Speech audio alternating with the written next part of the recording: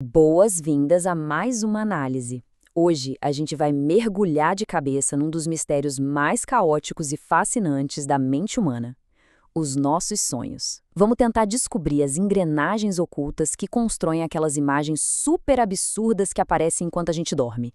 Sabe quando a gente fecha os olhos e, do nada, a mente começa a criar umas historinhas totalmente bizarras que não fazem o menor sentido? Pois é, por que será que isso acontece? Existe um mistério gigantesco em como o cérebro parece disfarçar, de propósito, pensamentos e desejos durante o sono. E a resposta para isso não é um mero acaso, mas sim um sistema de ocultação simplesmente brilhante. E para desvendar esse enigma todo, a gente precisa voltar um pouquinho no tempo, lá para 1901, com a obra clássica A Interpretação dos Sonhos, de Sigmund Freud. Esse trabalho revolucionou nosso entendimento da mente, tratando a psicanálise quase como uma verdadeira investigação de detetive, onde o cérebro atua como um tradutor genial. Então, vamos à primeira parte da nossa análise, a mecânica do disfarce. É assim que o sensor da nossa mente trabalha na prática. O texto traz uma metáfora sensacional para explicar isso. Imagina que a mente tem a tarefa dificílima de pegar ideias abstratas, complexas e muitas vezes proibidas e transformar tudo isso em imagens visuais concretas. A obra compara esse baita esforço com a tentativa de transformar um editorial político super denso e complicado em apenas uma única charge de jornal. Não é nada fácil. Para conseguir fazer essa mágica, os escritos originais descrevem 3 engrenagens principais do chamado trabalho do sonho. Primeiro, temos a condensação, que é basicamente espremer várias ideias complexas num único elemento visual. Segundo, o deslocamento, que funciona mudando o foco das coisas, trocando algo que é super importante por um detalhezinho trivial para despistar o sensor. E terceiro, a representabilidade, que é aquela exigência implacável de que absolutamente tudo precisa virar uma imagem. Juntando tudo isso, a gente tem uma verdadeira sala de edição dentro da cabeça. O que nos leva à nossa segunda parte, o livro de códigos. Vamos ver como a mente usa símbolos universais para esconder aquilo que não quer mostrar abertamente. Seguindo as associações que o autor mapeou lá no texto-fonte, as figuras de grande autoridade na verdade têm significados bem claros e delineados. Um imperador, um rei ou uma rainha aparecem como representações diretas dos nossos pais, só que de um jeito muito bem disfarçado. E seguindo a lógica dessa dinâmica familiar, quem está sonhando quase sempre acaba ocupando o papel do príncipe ou da princesa nessa narrativa inventada. Agora, uma coisa bem curiosa da teoria original é como ela liga, de forma quase universal, certos formatos anatômicos a esse mecanismo de censura. Objetos compridos e rígidos, tipo varas, troncos de árvore, guarda-chuvas abertos ou armas cortantes, são apresentados como símbolos muito frequentes da anatomia masculina. É a censura usando ferramentas do nosso dia a dia para esconder conceitos super íntimos. E, por outro lado, mantendo a análise bem focada no texto, objetos que têm formato de recipiente servem a um propósito complementar nessa história.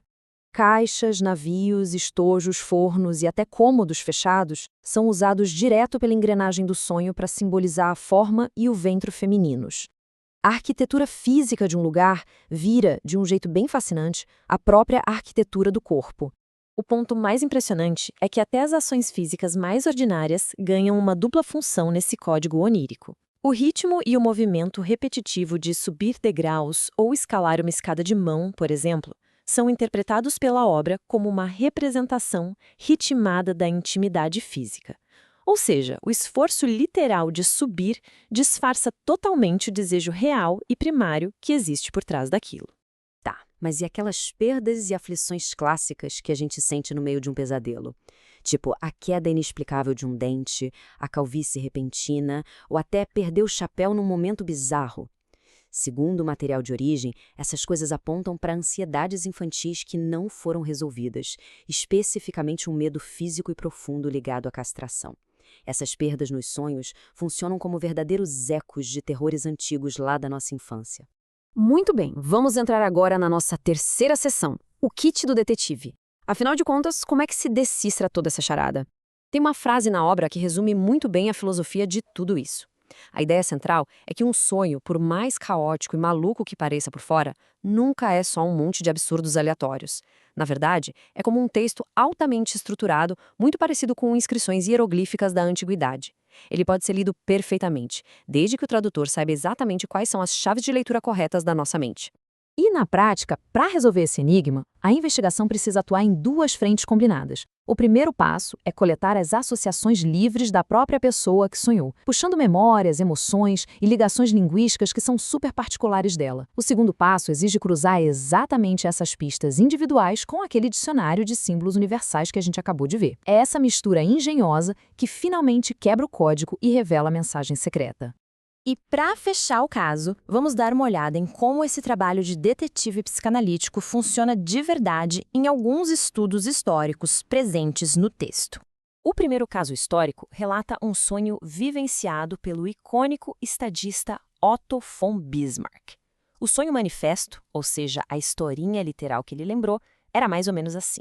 Ele cavalgava por uma trilha muito estreita nos Alpes durante uma baita crise de estado. Preso no caminho, sem conseguir ir nem para frente nem para trás, ele pega um chicote e bate numa rocha. O chicote cresce absurdamente sem parar, a rocha desmorona sozinha e do nada se abre um caminho gigante de onde surgem tropas prussianas vitoriosas. Acontece que, ao investigar o significado latente, que é o desejo escondido ali, a análise revela uma verdadeira obra-prima da condensação. A visão clara da vitória política, na verdade, escondia raízes muito mais profundas. A grandeza do ato faz um paralelo exato com a passagem bíblica de Moisés batendo na rocha. E, ao mesmo tempo, aquele chicote crescendo loucamente disfarçava impulsos e desejos fálicos lá da infância. Ambição política imensa, fervor religioso e desejos íntimos, tudo magistralmente misturado numa única cena épica nas montanhas. Sensacional, não é? O segundo caso ilustra perfeitamente como os cenários mais bizarros podem esconder as dores e lamentos mais reais do nosso dia a dia. Uma senhora relatou que sonhou que estava na plateia de uma ópera do Wagner, só que no meio das cadeiras da plateia tinha uma torre de ferro altíssima, e lá no topo um maestro famoso corria para lá e para cá, suado e frenético. E no meio desse caos todo, a irmã mais nova dela aparece e, sem mais nem menos, entrega para ela um pedaço grande de carvão, reclamando da demora e do frio. Parece até uma piada sem graça até a gente começar a decodificar a língua. Aquela torre, em alemão, era uma referência a Narrenturm, a famosa Torre dos Tolos, que funcionava como um asilo. A imagem era a materialização da profunda pena e compaixão por um músico que essa senhora amava em segredo, mas que teve a carreira destruída pela loucura. E o carvão que a irmã entregou? Num poema tradicional alemão, o carvão que não se apaga simboliza justamente um amor secreto que ninguém desconfia. Ou seja, aquela loucura toda da cena operística era, no fundo, uma poesia tristíssima e super eloquente disfarçada em símbolos.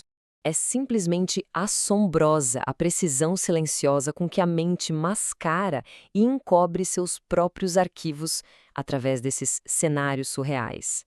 Se coisas pesadas como repressões primitivas e amores escondidos são transformados de rotina nesses roteiros aparentemente inofensivos, fica uma grande reflexão no ar.